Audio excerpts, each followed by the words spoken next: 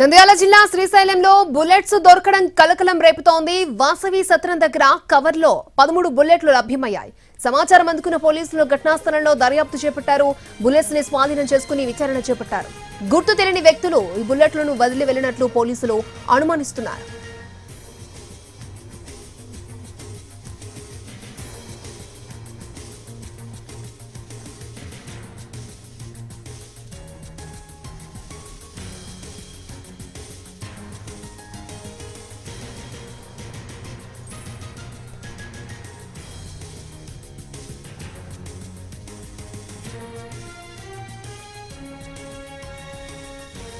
నంద్యాల జిల్లా శ్రీశైలంలో బుల్లెట్లు దొరకడం కలకలం రేపుతోంది. వాసవి సత్రం దగ్గర కవర్లో 13 బుల్లెట్లు లభ్యమయ్యాయి. సమాచారం అందుకున్న పోలీసులు ఘటనాస్థలానికి చేరుకున్నారు. బుల్లెట్స్ ని స్వాధీనం చేసుకుని విచారణ చేపట్టారు. గుర్తు తెలియని వ్యక్తులు ఈ బుల్లెట్లను వదిలి వెళ్లినట్లు పోలీసులు అనుమానిస్తున్నారు.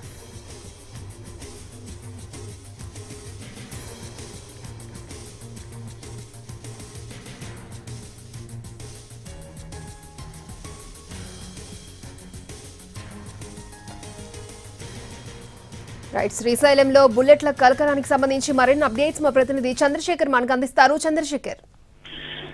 థ్యాంక్ యూ అక్షయ. శ్రీశైలంలో బుల్లెట్లు అలాగే ఎర్ర జెండా దొరకడం అనేది కలకలం సృష్టించింది. శ్రీశైలం పుణ్యక్షేత్రం అయితే ఈ గతంలో ఎప్పుడు ఇలాంటి సందర్భాలు లేవు.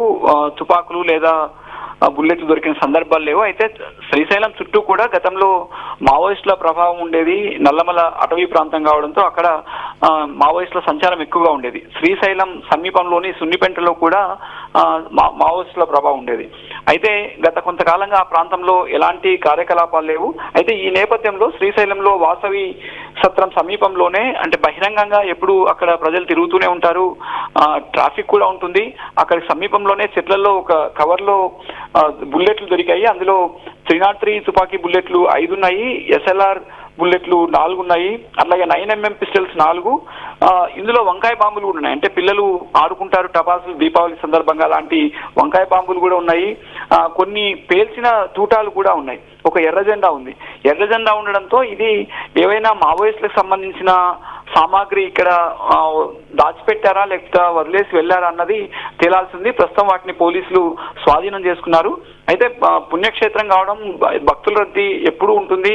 ఈ నేపథ్యంలో ఇక్కడ ఎలాంటి కార్యకలాపాలు జరుగుతున్నాయి, వాటిని ఎలా ఇక్కడికి తీసుకొచ్చారనేది తేలాల్సి ఉంది.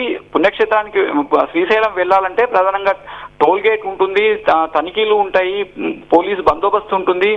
ఈ బందోబస్తు మధ్య ఈ బుల్లెట్లను ఇతర సామాగ్రిని ఎలా తీసుకువెళ్లారు, అక్కడికి ఎలా వెళ్ళాయి, లేదా ఏదైనా ఫ్యాక్షన్స్ కు సంబంధించిన బుల్లెట్ల అన్నది కూడా తేలాల్సి ఉంది. అయితే ఎర్ర జెండా ఉండడంతో అది మావోయిస్టులకు సంబంధించిన సామాగ్రి అన్న అనుమానాలు కూడా వ్యక్తమవుతున్నాయి. మొత్తం మీద పోలీసుల దర్యాప్తులో పూర్తి వివరాలు తేలే అవకాశం ఉంది. అక్షయ.